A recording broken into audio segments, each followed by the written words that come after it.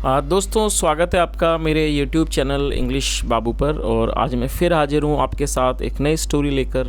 और दोस्तों आज की जो स्टोरी है ये अकबर बीरबल की सीरीज़ से ली गई है। बहुत ही स्टोरी मज़ेदार है, बहुत ही इंटरेस्टिंग स्टोरी, सुनकर आपको बहुत मज़ा आएगा। और ये स्टोरी इस बारे में है कि जो अकबर थे वो बीरबल से कैसे मिले। बहुत ही मज़ेदार दोस्तों कहानी है, सुनकर मज़ा आएगा। उसके अलावा इस स्टोरी में आपको बहुत सारे नए इंग्लिश के वर्ड मीनिंग सीखने को मिलेंगे और उनकी करेक्ट प्रोनाउंसिएशन के बारे में पता चलेगा। और जो इसका ग्रामर का पार्ट है उसे बिल्कुल डिटेल में कवर करेंगे हमेशा की तरह, तो आप बहुत ही आसानी से ट्रांसलेशन के प्रोसेस को समझ पाएंगे।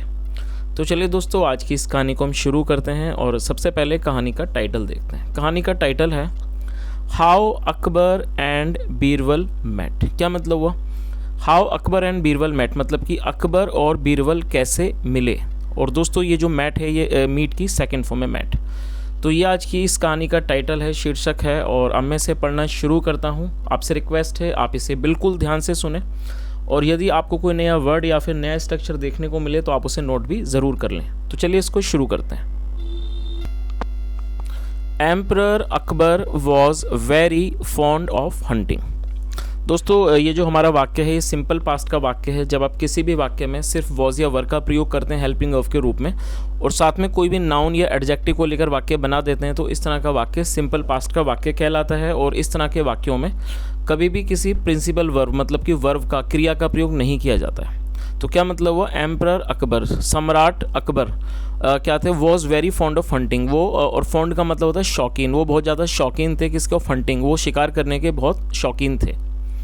एज ए लिटिल बॉय मतलब एक छोटे लड़के के रूप में he would leave his lessons. क्या मतलब हुआ? लीव का मतलब होता है छोड़ देना। तो क्या मतलब हुआ? एज ए लिटिल बॉय मतलब एक छोटे लड़के के रूप में he would leave his lessons. वो अपने जो उनके लेसन्स होते थे, जो उनके सबक होते थे उनको वो छोड़ देते थे।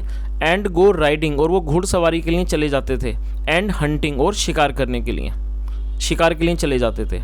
He grew up to be a better rider और वो बड़े हुए, और ये ग्रो की सेकंड फॉर्म है। ही ग्रीव अप, वो बड़े हुए, to be a better rider और एक अच्छे घुड़सवार हुए। And a more fearless, fearless का मतलब होता है निडर और ये एडजेक्टिव है। And a more fearless hunter और एक निडर हंटर बने मतलब कि शिकारी। Then any of his courtiers, अपनी किसी भी जो अलग जो कोर्टियर से दरबारियों थे उनकी तुलना में। चलिए आगे देखिए। वन डे, एक दिन, वाइल चेजिंग आ टाइगर। वाइल का मतलब होता है दौरान और चेज करने का मतलब होता है किसी का पीछा करना। एक दिन वाइल चेजिंग ए टाइगर मतलब एक शेर का पीछा करते हुए। Akbar and a few of his brave soldiers, Akbar और उनके कुछ, फ्यू मतलब कुछ, few of his brave soldiers कुछ जो उनके बहादुर सिपाही थे। गॉट लॉस्ट, वो खो गए। बाय सनसेट मतलब कि सूर्यास्त तक। दे वर फार अवे, वो बहुत ज़्यादा दूर थे। फ्रॉम द रॉयल कैपिटल मतलब कि जो रॉयल मतलब जो शाही राजधानी थी, रॉयल कैपिटल ऑफ आगरा। तो इस पूरी लाइन का क्या मतलब हुआ?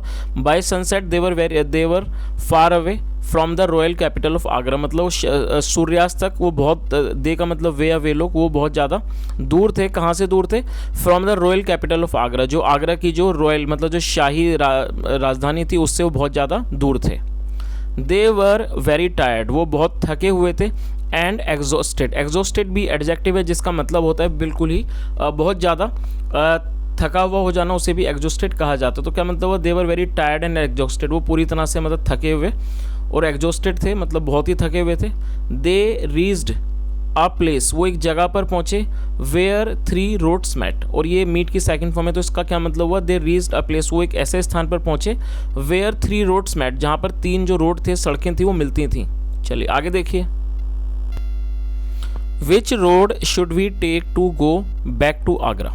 और दोस्तों इस वाक्य के अंदर शुड का प्रयोग किया गया है। शुड का मतलब होता है चाहिए। जब आप कोई ऐसा वाक्य बनाना चाहते हैं जब आप किसी को कोई सलाह या सुझाव देना चाहते हैं तो वहाँ पर शुड का प्रयोग किया जाता है हेल्पिंग ऑफ के रूप में और साथ में वर्ब की फर्स्ट फॉर्म लगाई जाती है। तो इस लाइन का क्या मतलब हुआ? विच रोड, विच रोड मतलब कौन सा road. Which road should we take, हमें कौन सा रोड, हमें कौन सी सड़क लेनी चाहिए।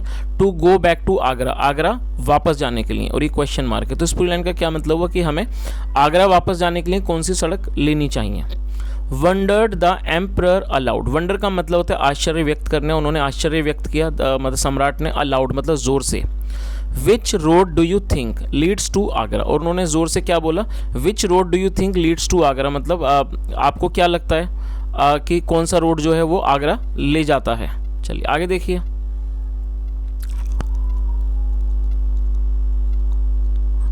All three roads looked the same to him, क्या मतलब हुआ ऑल थ्री रोड्स, मतलब जो तीनों रोड थे लुक्ड द सेम, उन्हें एक जैसे लगे, उनको एक ही जैसे लगे। The emperor's man were confused, और यहाँ पर एपिस्ट्रोफी ऐसे जिसका मतलब होता है काके की, तो क्या मतलब हुआ द एम्परर्स मैन, मतलब कि जो सम्राट के आदमी थे वर कन्फ्यूज्ड, वो भ्रमित थे। वर कन्फ्यूज टू, इस पूरी लाइन का क्या मतलब हुआ कि जो सम्राट के जो आदमी थे वो भी भ्रमित थे। जस्ट देन, तभी अ यंग मैन केम, मतलब एक युवा व्यक्ति, एक युवक आया, walking down one of the roads, तो इस पूरी लाइन का क्या मतलब हुआ जस्ट देन, तभी a young man came walking down on one of the roads, मतलब तभी एक जो जवान आदमी था, एक युवक था, वो उनमें से एक रोड पर चलता हुआ आया। चलिए आगे देखिए। The emperor's man were very relieved to see the young man, और दोस्तों ये जो वर्ड है रिलीव्ड आप इसे नोट कर सकते हैं, ये एक एडजेक्टिव है जिसका मतलब होता है चिंता मुक्त। तो क्या मतलब हुआ इस लाइन का, the emperor's man were very relieved to see the young man, मतलब जो सम्राट के जो आदमी थे वो बहुत ज़्यादा चिंता मुक्त हो गए या चिंता मुक्त थे, to see the young man, मतलब उस जवान आदमी को देख के, उस युवक को देखकर। दे आस्क्ड हिम, उन्होंने उससे पूछा, टू कम फॉरवर्ड, और दोस्तों आस्क का मतलब किसी से कुछ पूछना, और उसके अलावा आस्क का मतलब किसी को कोई काम करने को, कहने को भी आस्क कहा जाता है। तो इस लाइन का क्या मतलब हुआ, they asked him to come forward, और दे का मतलब होता है वे या उन्होंने, और ये सब्जेक्ट के रूप में प्रयोग किया गया, मतलब they asked him to come forward, उन्होंने उसे आगे आने को कहा, सामने आने को कहा। ही डिड सो, उसने वैसा किया। While looking curiously, curiously adverb है जिसका मतलब होता है उत्सुकता से। वाइल लुकिंग क्यूरियसली मतलब उत्सुकता से देखते हुए, at the well dressed royal visitors, मतलब कि वेल ड्रेस्ड मतलब कि जिन्होंने अच्छे कपड़े पहने हुए थे, अच्छे वेशभूषा पहनी हुई थी, जो शाही विजिटर्स थे, मतलब जो उनको देखते हुए, हु स्टूड बिफोर हिम, जो उनके सामने खड़े हुए थे। चलिए आगे देखिए।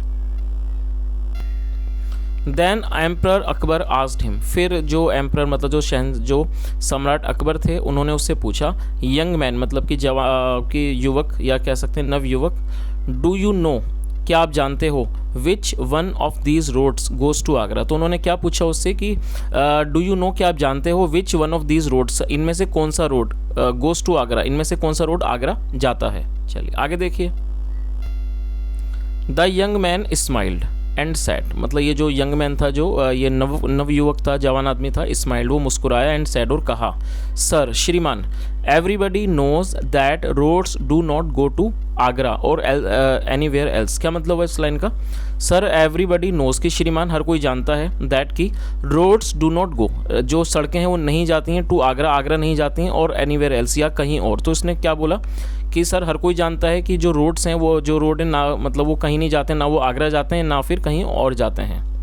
He started laughing at his own joke, और दोस्तों ये जो हमारा स्ट्रक्चर है आप इसे नोट कर सकते हैं, जब आप कोई भी ऐसा वाक्य बनाना चाहते हैं जहां आप आपके वाक्य की टेल पर लगा लगी जैसे शब्द आएँ, जैसे मान लीजिए वाक्य बनाते हैं वह दौड़ने लगा, तो आप इसको कैसे बना सकते हैं कि सब्जेक्ट लिखना है, उसके बाद स्टार्टेड और साथ में वर्ब की फोर्थ फॉर्म। तो मान लीजिए आपका वाक्य है वह दौड़ने लगा, तो आप इसको कैसे बना सकते हैं, ही स्टार्टेड रनिंग, तो आप इसकी पहचान लिख लीजिए, और बड़ा इजी स्ट्रक्चर है, सब्जेक्ट के बाद सिर्फ आपको स्टार्टेड लगाना है और साथ में वर्ब की फोर्थ फॉर्म, और जो इसकी वाक्य की टेल है उसके ऊपर लगा लगी लगे तरह के शब्द आएंगे। चलिए इसका मतलब देख लेते हैं। He started laughing at his own joke, क्या मतलब वह अपने खुद के जोक पर, मतलब कि चुटकुले पर हंसने लगा। इट इज़ पीपल, मतलब it is people who go from one place to another, मतलब वो लोग होते हैं जो एक जगह से एक स्थान से दूसरे स्थान पर जाते हैं। सेड द यंग मैन, उस नवयुवक ने कहा। चलिए आगे देखिए। द एम्परर्स मैन थॉट, और ये थिंक की सेकंड फॉर्म है, और ये हमारा पास्ट इंडेफिनिट का अफर्मेटिव वाक्य है। द एम्परर्स मैन थॉट, मतलब जो सम्राट के आदमी थे उन्होंने सोचा, how can this young man joke with the king, क्या मतलब हुआ, how can this man, young man मतलब ये जो नव युवक है, ये जो जवान आदमी है, how can this young man joke with the king, वो राजा के साथ कैसे मजाक कर सकता है। नो नहीं, दे डोंट, नहीं वो नहीं जाते हैं। सेड द एम्परर, शहनशाह ने कहा, सम्राट ने कहा, लाफिंग हंसते हुए। His soldiers also joined him, और यहाँ पर ज्वाइन का मतलब है कि जैसा वो लोग हंस रहे थे तो वो लोग भी हंसने लगे। तो इस लाइन का क्या मतलब हुआ, his soldiers also joined him, जो उनके सिपाही थे वो उन्होंने भी उनको ज्वाइन किया। मतलब इससे ये पता चलता है कि जो सिपाही थे वो भी इस बात को पर हंसने लगे, जब शहनशाह थे वो हंसे तो जो सिपाही थे वो भी हंसने लगे। चलिए आगे देखिए। वॉट इज़ योर नेम, आपका नाम क्या है? Akbar asked the man, Akbar ने आदमी से पूछा। महेश दास, ही रिप्लाइड, उसने जवाब दिया कि Mahesh Das. The emperor took off a huge emerald ring from his finger and gave it to the man. क्या मतलब हुआ? और दोस्तों आप इस वर्ड को नोट कर सकते हैं, टेक ऑफ का मतलब होता है किसी चीज़ को उतारना, और ये सेकंड फॉर्म है। तो इस लाइन का ये मतलब हुआ द एम्परर टुक ऑफ, जो एम्परर थे, सम्राट थे, उन्होंने उतारिया ह्यूज, ह्यूज मतलब एक बड़ी विशाल, जो मतलब बड़ी जो ह्यूज एमराल्ड रिंग, और एमराल्ड का मतलब होता है हरा पन्ना। तो जो उनकी जो एक बड़ी हरे पन्ने की जो अंगूठी थी उसको उन्होंने उतारा फ्रॉम हिज फिंगर, अपनी उंगली से, एंड गेव, और ये गिव की सेकंड फॉर्म है, and gave it to the man, और उस आदमी को उन्होंने वो दे दी। चलिए आगे देखिए। You are speaking to Akbar, आप अकबर से बात कर रहे हो। द एम्परर ऑफ हिंदुस्तान, जो सम्राट हैं हिंदुस्तान के, ही सेड, उन्होंने कहा। चलिए, और दोस्तों यहाँ पर आप इस चित्र को भी देख सकते हैं कि जो राजा हैं वो उनको अंगूठी अपनी दे रहे हैं। चलिए आगे देखिए, आगे क्या होता है स्टोरी में। We need brave young man like you in our court, क्या मतलब हुआ? और ब्रेव का मतलब होता है बहादुर, और ये एडजेक्टिव है। We need brave young man like you in our court, मतलब हमें आपके जैसे जो बहादुर लोग हैं, बहादुर यंग मैन हैं, जवान आदमी हैं, जो युवक हैं, उनकी हमें अपने दरबार में ज़रूरत है। Bring this ring with you whenever you come to our capital.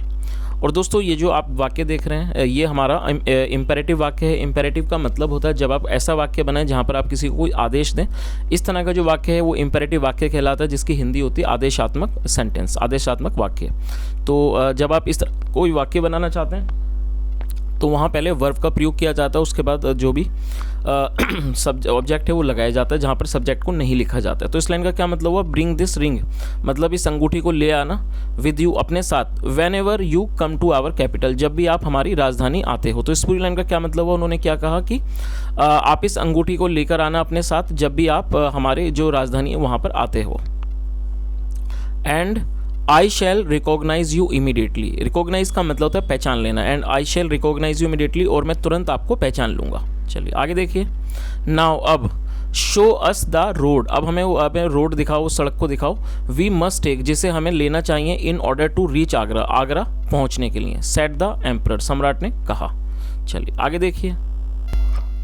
Mahesh Das bowed before the king, बो का मतलब होता है सम्मान में किसी के आगे सर अपना झुकना। तो क्या मतलब हुआ? Mahesh Das bowed before the king, जो महेश दास थे वो राजा के सामने झुके। And pointed towards one of the road, और उन्होंने इशारा किया towards one of the roads, एक रोड की तरफ उन्होंने इशारा किया। देन फिर the emperor and his man galloped away into the distance, और वो जो सम्राट थे और जो उनके आदमी थे वो चले गए, तेज़ी से चले गए इनटू द डिस्टेंस, उस दूरी में। वाइल महेश दास, जबकि जो महेश दास थे, लुक्ड ऑन टिल, और वो देखते रहे, till he could not know longer see them, जब तक वो उनकी आंखों से ओझल नहीं हो गए, मतलब जब तक उनको नहीं देख पाए, तो जब तक वो देखते रहे। चलिए, तो दोस्तों ये आज की एक बहुत छोटी सी कहानी थी, और मैं उम्मीद करता हूँ कहानी आपको अच्छी लगी होगी। और यदि आपको मेरा पढ़ाने का तरीका भी अच्छा लगा हो तो आपसे रिक्वेस्ट है, वीडियो को ज़रूर लाइक करें, शेयर करें, चैनल को सब्सक्राइब करें, कमेंट करके ज़रूर बताएं यदि आपको कुछ सुझाव हो, और यदि आज आपने कोई नया वर्ड सीखा हो तो वो भी आप कमेंट के माध्यम से ज़रूर बताएं। यहाँ तक सुनने के लिए thank you so much. Have a nice day and bye.